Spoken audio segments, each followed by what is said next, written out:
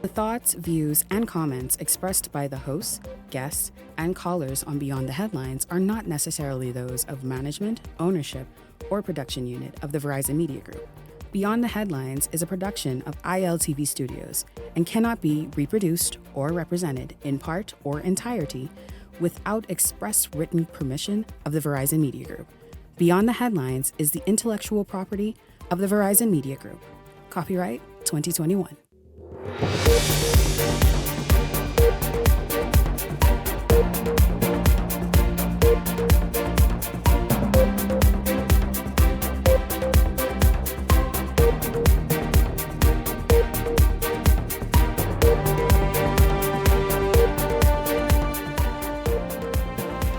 Good evening, everyone. I'm Francesca Brown, and welcome to Beyond the Headlines. Well, the budget debate kicked off today with Prime Minister Philip Davis making several announcements in the House of Assembly, including a salary increase for middle managers and more money for social services and education. I have in studio with me Director of Communications in the Office of the Prime Minister, Latre Rami. Good night, Latre. Thanks for having me. All right, but before we get to that, I want to touch on some comments made by one of your own, who claimed that backbenchers have been sidelined. Now, Southern Shore's MP Leroy Major pointed specifically to a $20 million flood mitigation project in Pinewood Gardens as an example of what he believes is political imbalance. He also raised concerns about whether or not he would be re-nominated. Well, Eyewitness News Today asked some PLP MPs today their views on their comments, and this is what they said. Bigger paychecks, that's what public servants can look forward to in the new budget cycle. Prime Minister and Minister of Finance Philip Davis made the bold promise as he led the 2025-2026 budget debate. He says the aim is to promote fairness, retention, and morale across the public sector. Public servants will see increases in their salaries at the end of this month. Salary adjustments of up from anywhere between 3 to 8%. For the remainder of the public service. Second phase will be implemented in September 2020. The government announced a $20 million signing for road and water improvement in Long Island. Does the MP for Long Island sit at the table? LaRota seemingly tearing apart criticisms by his parliamentary colleague, Leroy Major, who chastised his party for allegedly turning a deaf ear to backbenchers' concerns while giving more attention to those who sit in cabinet. In a statement released on Wednesday morning, Major noted that, quote, the issue of how resources are distributed across constituencies is not new, end quote. Eyewitness News made efforts to speak with Major earlier today, but he declined to give comment. But the backbencher seems adamant about his concerns having merit. He's suggesting that there is no light at the end of the tunnel on chronic flooding plaguing his Southern Shores constituency. It's an issue also impacting LaRota's area and could be resolved after a recent budget allocation. And in those cases, Major suggests that such allocations could help with political gain, but LaRota does not see it that way. There's no evidence, as far as I am aware of just personal gain. And if it means lobbying, as I was singled out, I make no apologies about lobbying for road and flooding remediation. Major also alleging to reporters that he's not the only backbencher wrestling with this issue. But that does not seem to be the case with Nassau Village MP Jamal Strawn, who's touting a recently built community center and ongoing road upgrades. The resources are being shared. Nassau Village is a major recipient of them all. Not everybody can be in cabinet, and relationships is how you make it. Let's address the elephant in the room, who's also head of cabinet, Prime Minister Philip Davis. Reporters saw a comment from him on allegations about his backbenchers being sidelined while those who sit around his cabinet table enjoy having the upper hand. Well, here was his response. You could ask him.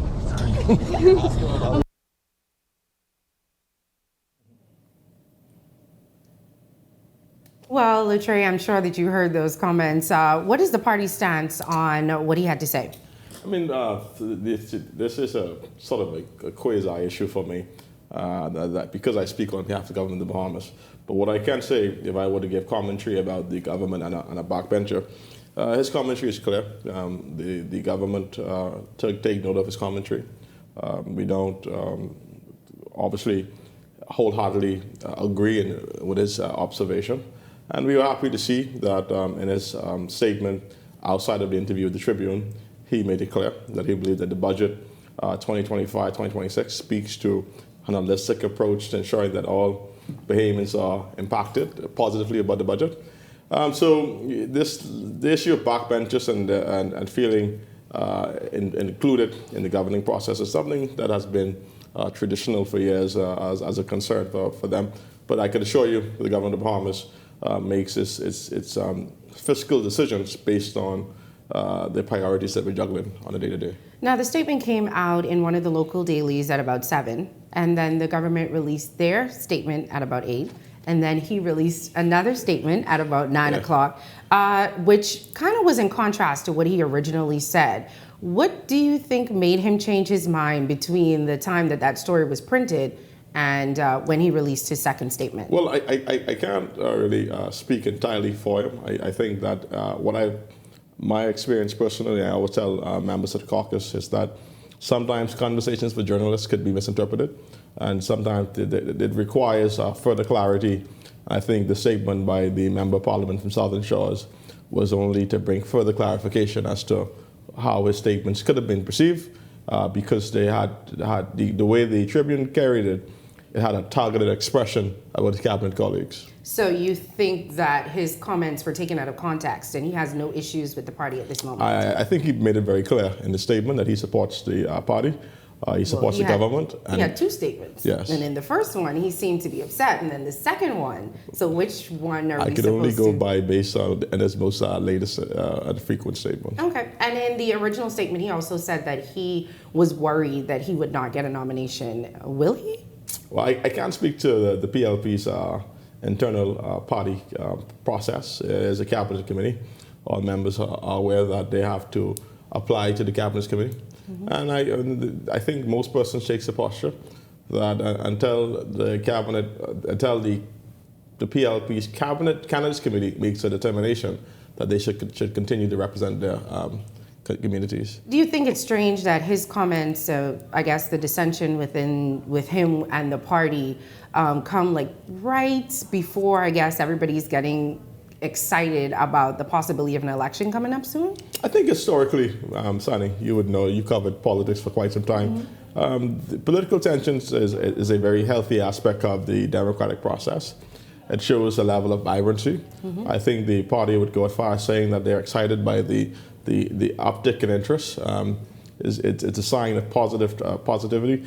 But contention in a democracy is necessary. I don't think that it is a poor or indifferent reflection on the organization. Okay. He made his commentary. I think that he also indicated that whether he is selected or not, he will see that the PLP is returned for a second term. All right, now let's get to the budget debate today. Some good news. There are going to be some raises for employees. A lot of people have commented and said that it's strange that this is also coming right before an election announcement is coming.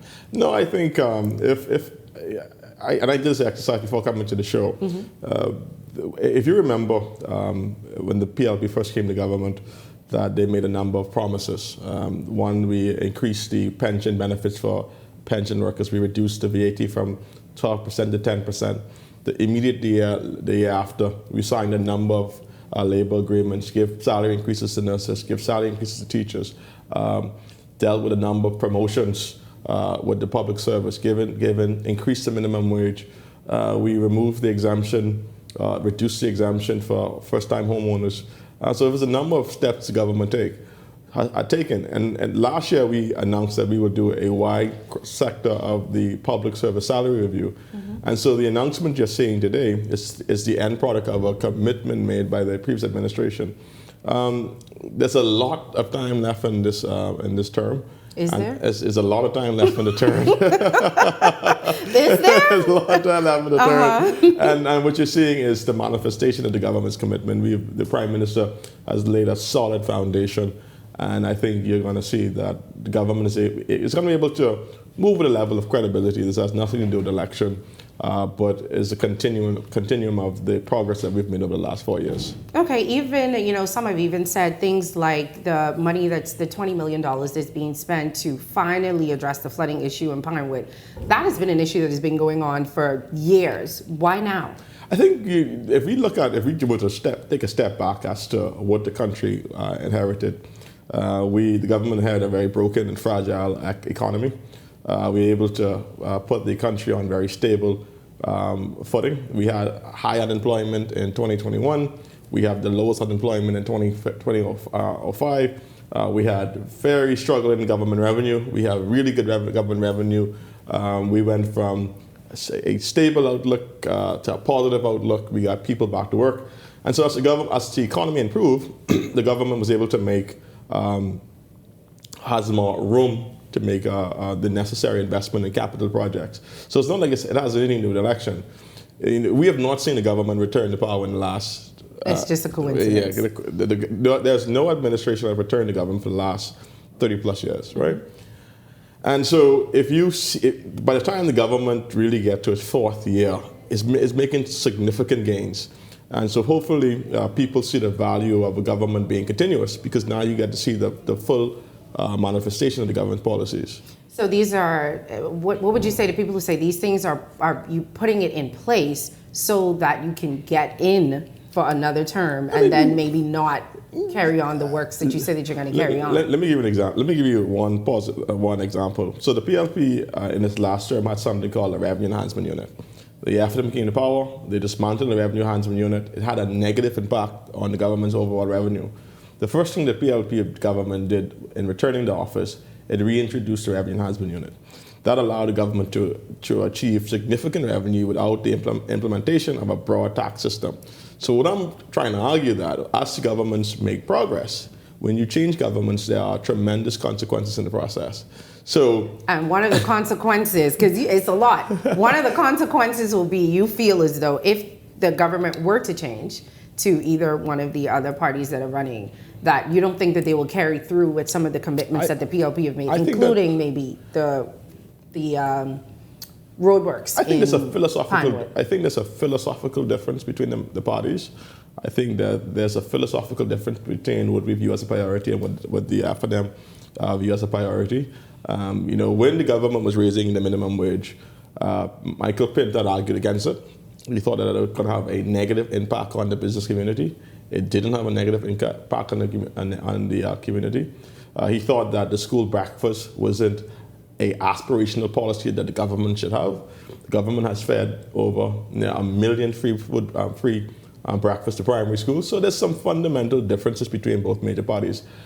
So you don't think you don't think that they will carry on with the food breakfast program? You don't think that they'll carry on with the flooding remediation program? And it's not just Pinewood now. I don't know if you've noticed, but it seems as though every time it rains, the entire country seems to flood. I think it's two things that you ought to look at. One, there's sufficient evidence to suggest that there's a consequences that when political parties change, that both parties sought to go after different routes. But the fundamental question is whether or not there is the skill set in the opposition to manage the economic success the country has had, and whether the public at large is prepared to take that risk of giving tremendous economic gains to another party when there's sufficient evidence to suggest that successive after administrations has done a very poor job at managing the economy. And that's something that the public at large will have to make their own observations on. All right, we're going to take a break right here. When we come back, we're going to continue that talk, and we're going to talk about elections, because I know a lot of people are curious about that, but we'll take a break, and we'll be back right after this.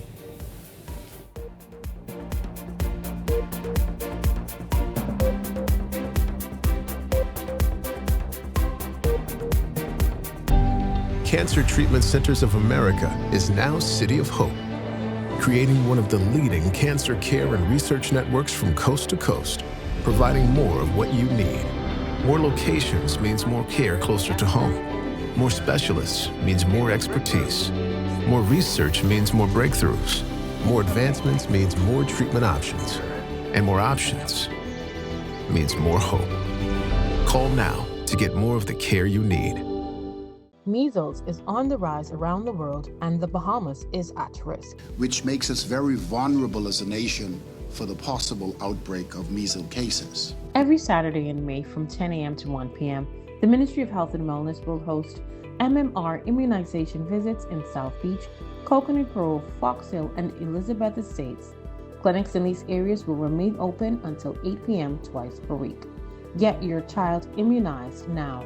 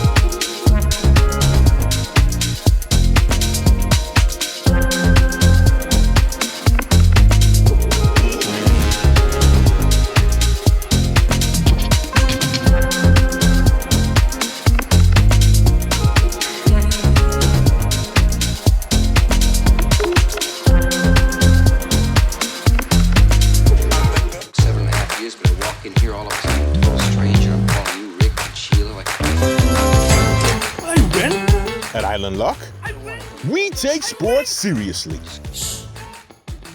Get ready to experience the thrill of winning anytime and any place. Bet in real time and live the thrill of every play while watching your winnings stack up.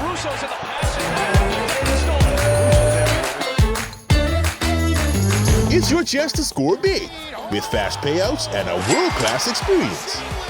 Get in the game and bet the Bahamian way with Island Luck Sportsbook.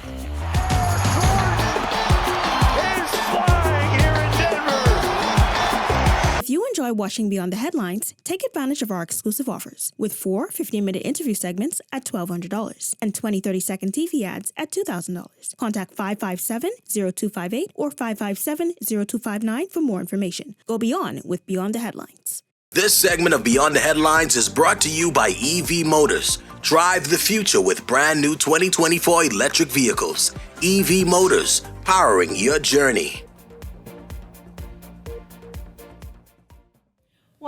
Welcome back. Sorry we got caught talking. We're still talking to Latre Ramming, who is Director of Communications at the Office of the Prime Minister. And we're going to go to the unions. Now, the Prime Minister and the union have been going back and forth, I guess, about the upcoming Labor Day parade. You know, a lot of the unions have decided to not participate. 18 unions that fall under the TUC have decided that they're not going to participate in this year's Labor Day March, saying that it's become too politicized, that the PLP has made it too political. What is the party's stance on that? I mean, from I was a young person. I'm still a young person. we still like to believe that we're young. Yeah. When I was a kid and my grandparents took me to watch the Labor Parade, I always knew that it was a fixture that political parties was involved. I never saw this level of controversy around a political party's involvement. So I think it's not abnormal, it's not unusual. The PLP has always been a Labour party outside of its constitution. Originally, the Labour parties have always been enshrined. The Labour parties and the governing party has an MOU and expression. And they have always marched together in solidarity. But in every relationship, there are the ups and downs. I think the Prime Minister made it very clear.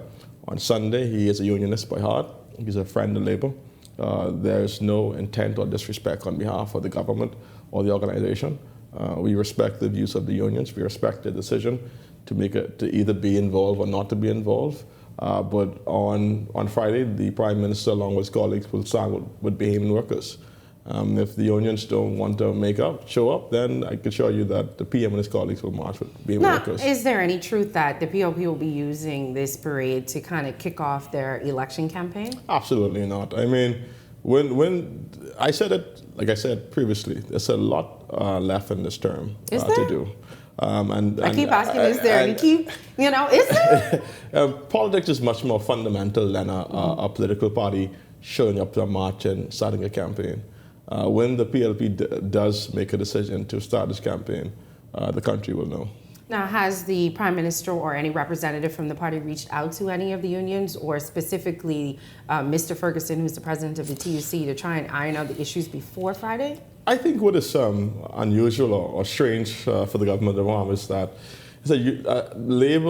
Labour parties have marched when governments have done less.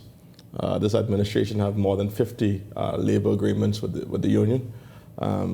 And this is after that going years where the Free National Movement wasn't meeting with them. They have the door of the Prime Minister. He has an open door policy. They have a very progressive and able Labour minister. And so Ferguson has been on record numerous times saying that he's a friend of the Prime Minister. And so, but unions have a very interesting thing. One week, the Minister of Labour is the problem. The next week, the Prime Minister is the problem. So it tends to switch very. But what we know is that there are a lot of Bahamian workers, because of this administration, whether they're nurses, doctors, teachers, have increased benefits. They have retention benefits. And that's because this administration has been able to sit to the table. We may not agree to every single aspect of it, but what we can say is we've made tremendous progress in the previous administration. So if you say that he has said that he's a friend of the party, what do you think is the main reason why they don't want to march along with the PLP in this Labor Day parade? Elections, and I can't. They've been a friend of the party, so I'm asking, but has no one from the government reached out to? We have open dialogue with unions. I think both unions are recognized. Well, at least Obie Ferguson is on record saying that he's a friend of the Prime Minister. I will not add my personal views because I speak on behalf of the government of the Bahamas. But I think that election seasons have a way of stirring things.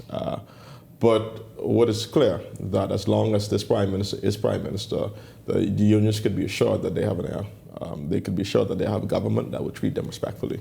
So if the Labor Day parade is not being used, as you say, to launch the PLP's campaign, any idea when we can start seeing the campaign launch begin to roll out? That's hint. That's definitely a Fred Mitchell's question. No, I think it's just a little hint to see when the campaign is going to start rolling out. I don't think that we have the luxury of being occupied with the thoughts of a general election. You have to. Now, please. Listen, it's on. Everybody's talking about the election. Everybody's talking about when the bell will be rang. Sonny, this administration has done a lot.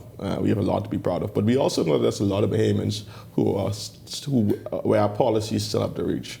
And I think that we cannot get occupied when there's so much to deliver in this term. We have a huge mandate. And I don't think that we want to occupy our time. We believe, the government believes, that we deliver on our policies, we deliver on our promises, the election will handle itself. Okay, so when the election does roll around, what do you think are going to be like the top 3 priorities of the PLP? I think what the government may argue is let me be careful because I know you know. Top 3. Let me be careful because it's really not my place, Sani, respectfully, to describe the vision the Prime Minister has for the Bahamian people. So I am not in the position to say what those things are because he himself will have to make the argument to the public. But what I will say is some of the things that he's most proud of. I think he is proud of the fact that he inherited an economy that was on the brink of collapse and now is stronger than it ever been before. He restored the Bahamas image globally on the international stage.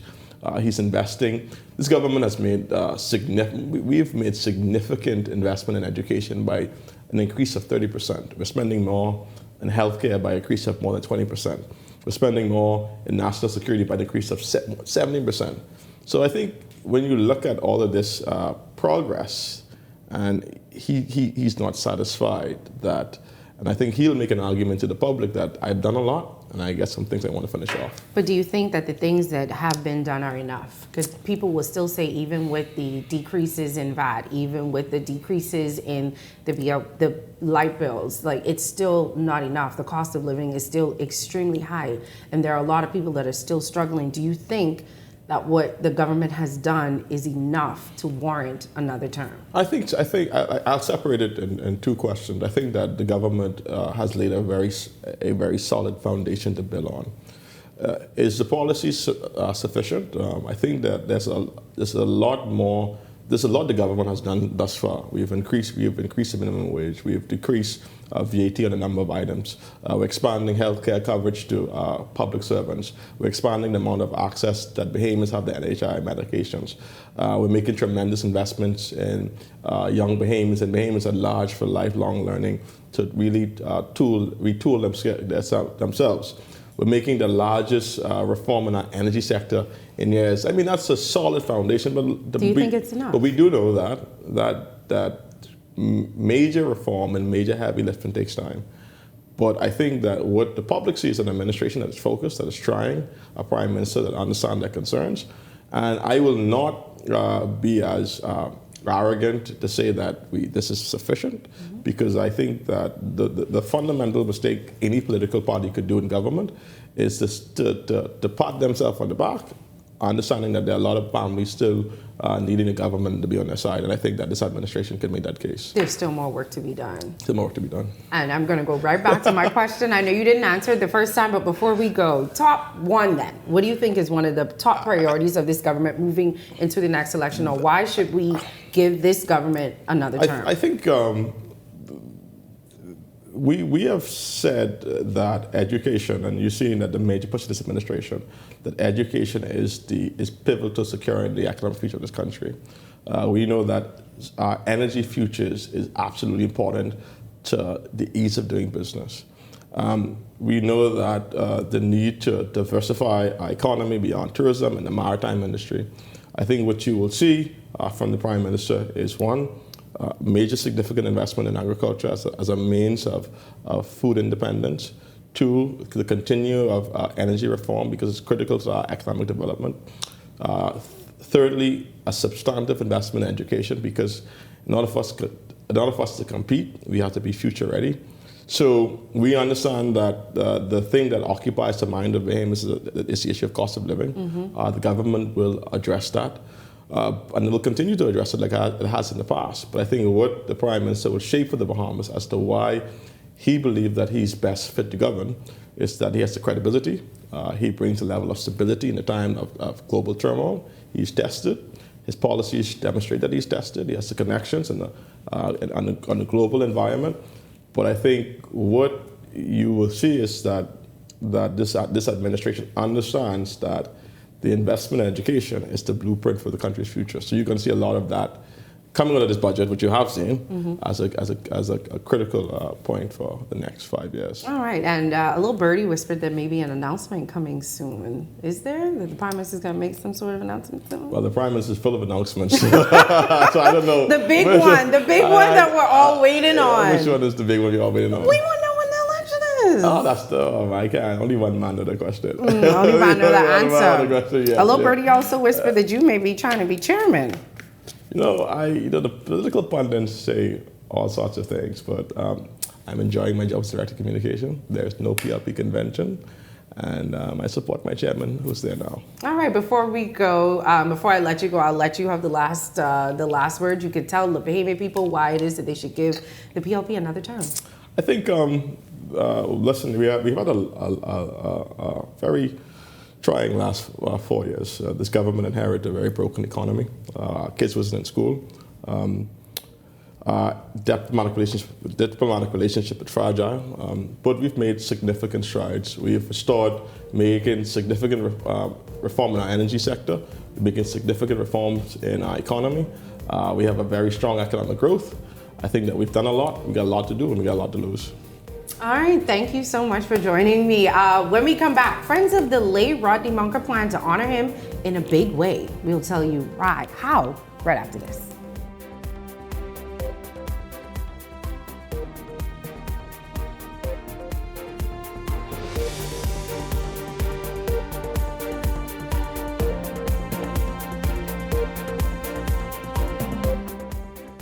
The internet isn't just for surfing. There's a sea of shoppers buying online, and you can connect with them on Tingsy.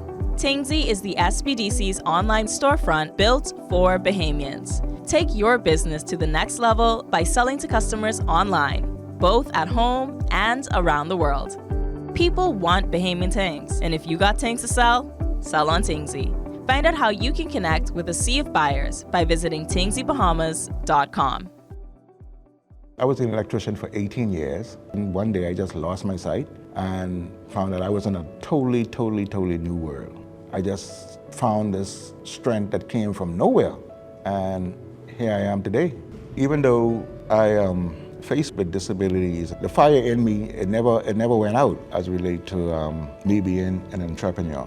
But the barrier is just people being understanding and willing to take a chance on somebody like myself. My dream is to see where the government can really pass laws, legislation to assist people like myself.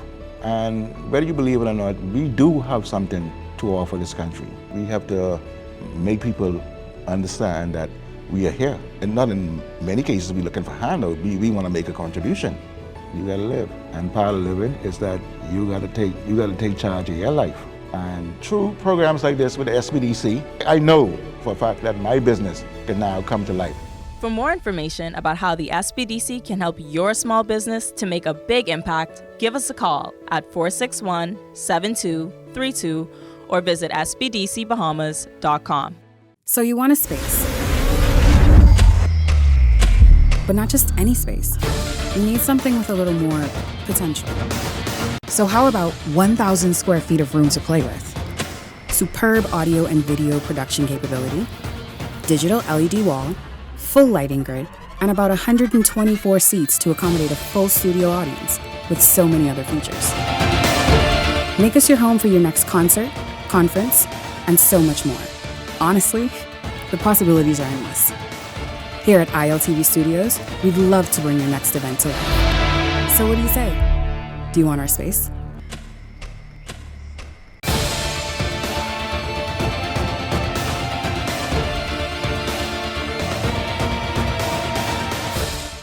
If you enjoy watching Beyond the Headlines, take advantage of our exclusive offers with 4 15-minute interview segments at $1,200 and 20 30-second TV ads at $2,000. Contact 557-0258 or 557-0259 for more information. Go beyond with Beyond the Headlines.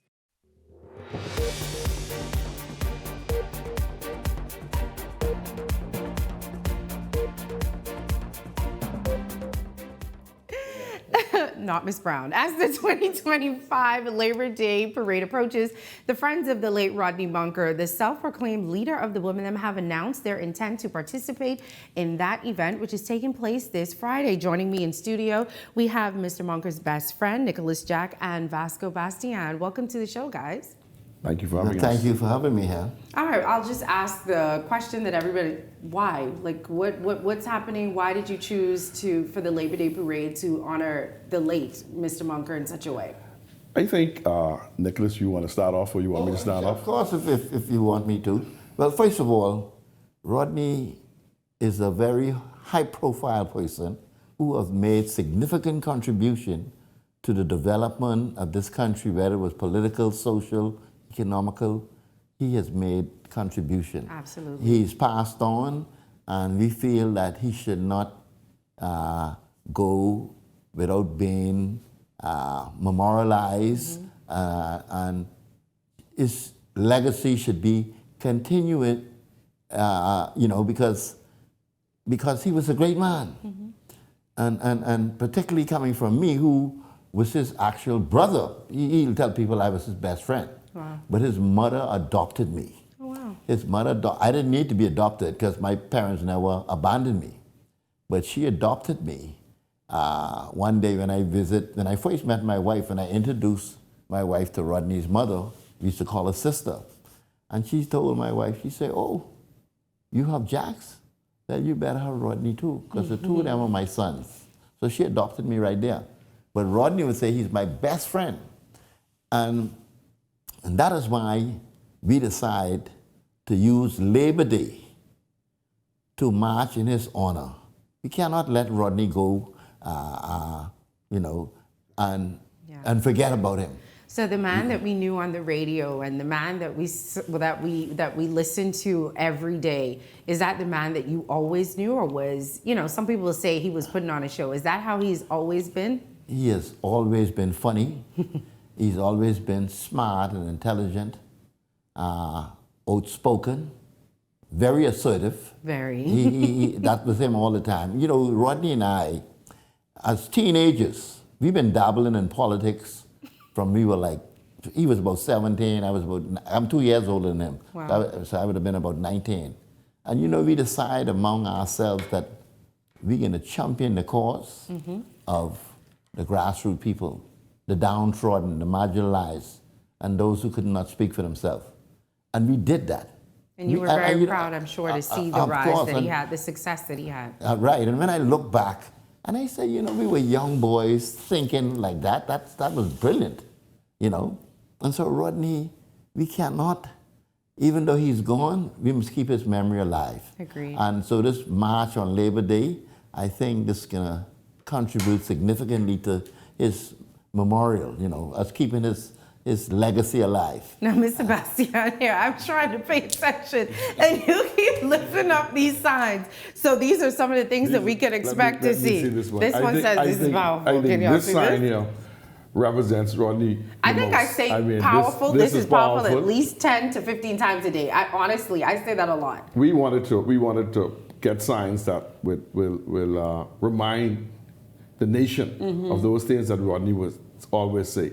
Everyone knows that he always would say, "This is powerful."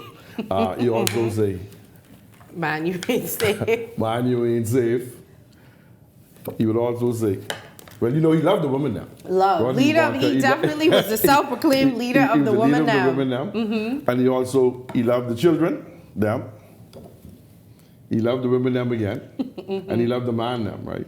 And so we thought it most fitting to get placards that would represent the things that Rodney These are just some of them. We have, I think, 3 other placards, God Save the King, and 1 or 2 other ones that sayings that Rodney would say. But, you know, to piggyback on Nicholas Jacques, Rodney Moncur was the voice of the voiceless. He was. He spoke for the rich. He spoke for the poor. He spoke for the middle class. He spoke for all of us. And Rodney was accessible to everybody. And he was kind. He was well educated. And hilarious. He was funny. I mean, Rodney would have such as, and I remember the many times we went to dinner, and we went out to Iraqi, different places for dinner. He would always talk about his love for the Bahamas, his love for the Bahamian people.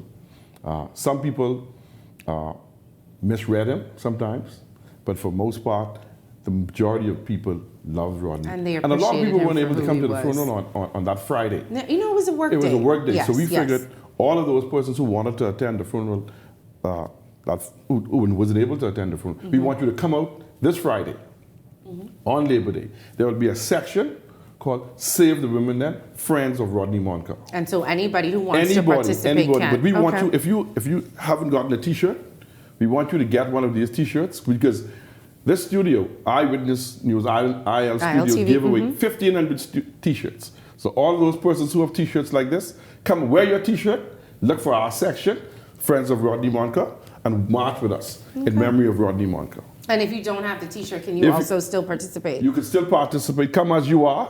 Come as you are. But we prefer you to have a t-shirt. They will be selling t-shirts here at Eyewitness Studio, I think tomorrow between 4 and 6. So the t-shirts will be here for those of you who want to participate. Buy t-shirts tomorrow during the Freedom Show by spiritual advisor and Levon Miller. Okay. Rodney Monkur's daughter will be here. Okay. Selling t-shirts. They have a lot of t-shirts left. Okay. And we want the whole nation to come out. If you claim to love Rodney Moncur, if you claim to be a friend of Rodney Moncur, come out on Friday on the Labor Day March and come in the section for Rodney Moncur and friends. We want everybody to come out. Is there a particular meeting place that everybody should meet at a certain time? Yes, we agreed to meet in Super Values parking lot on Windsor Lane and East Street, because normally the parade starts from that point. And so in that parking lot, that's kind of spacious, so we'll gather there at 7:30 a.m. Yes, and we will strategize from there as to how we'll line up, you know, but we'll march along with some other union. I think we got permission with BCPOU. I think so, yes. Okay, so you'll be marching with BCPOU? Yeah, okay. but our own section behind there. Yeah. And the placards, these will be given out to everyone, or if, can I make my own? Everybody who's marching with us, yes, they'll Yes. get. I'm able to make my own with maybe some of my favorite phrases. We have some printed, but may not be sufficient for everybody. So if you have a placard with one of the relevant sayings, like "This is powerful" or "Man, you ain't safe," you want to put that on another bigger placard, a shirt or whatever. Come on, but come as you are. Come as you are. Come in honor and love for Rodney Moncur. And we want about 2,000 people to come in that section with Rodney Moncur. Rodney would love this. Yeah, he would have been there having the time of his life.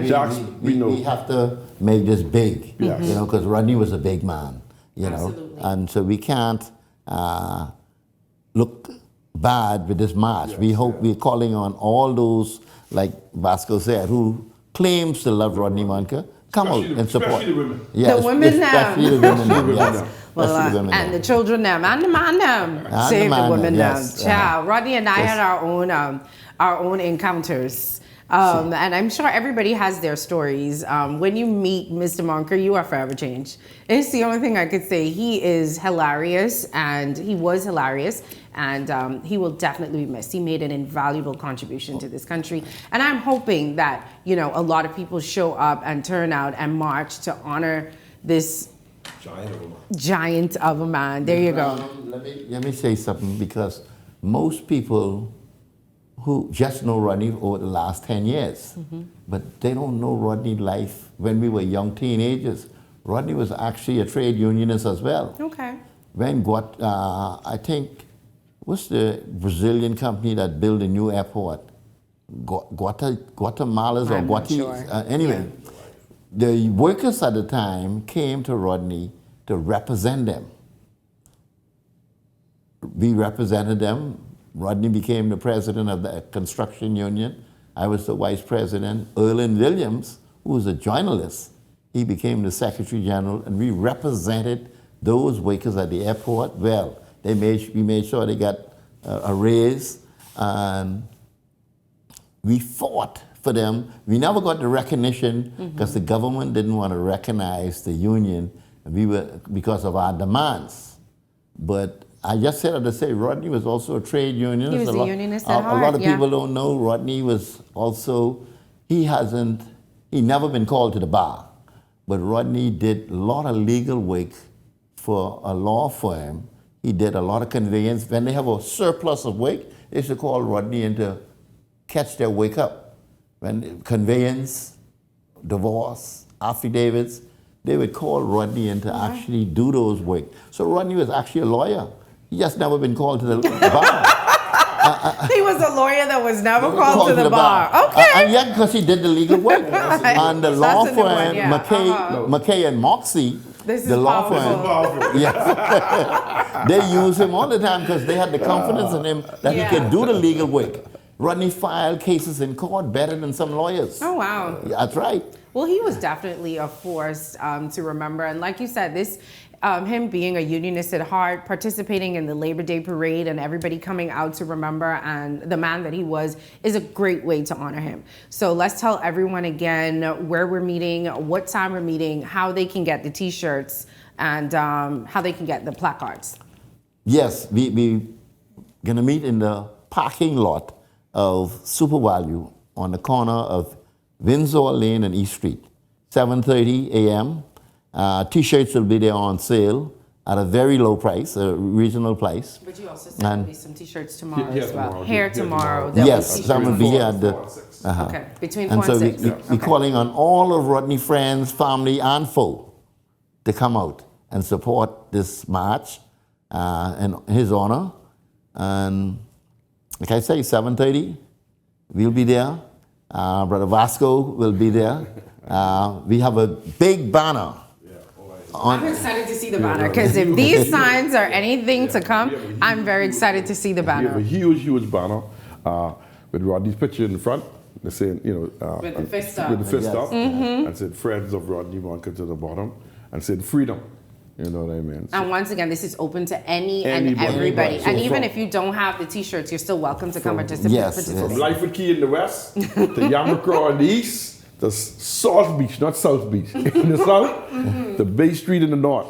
If you're a friend of Rodney Moncur, And if you listen to this show and if you love Rodney Moncur to the level that you say you love them, come out on Friday. If you were not able to attend the funeral, this is your opportunity now to celebrate Rodney Moncur. On Labor Day March, the section, Friends of Rodney Moncur. We're excited. We want you to come out and Shani, what is it? I can have this one. It's powerful. Say it again. This is powerful. And say it, Jax. This is powerful. And I say, this is powerful. You know, I say that at least 10 times a day. I promise you, I keep repeating, this is powerful. This could be right there. This sign, this is powerful. And this one, Manuel Man, Zip. yeah. So we want you to come out. We want you to come out and be there for us. We want everybody. We wanted to make the biggest Rodney Moncur march. I love that. And hopefully we can do this every year.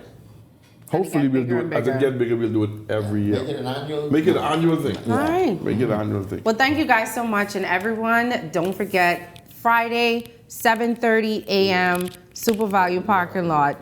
Even if you don't have t-shirts, even if you don't have placards, go on out and support Rodney Moncur. If you loved him, if you are a member of the children them, the woman them, or the man them, participate this Friday in the Labor Day March, to honor Mr. Moncur.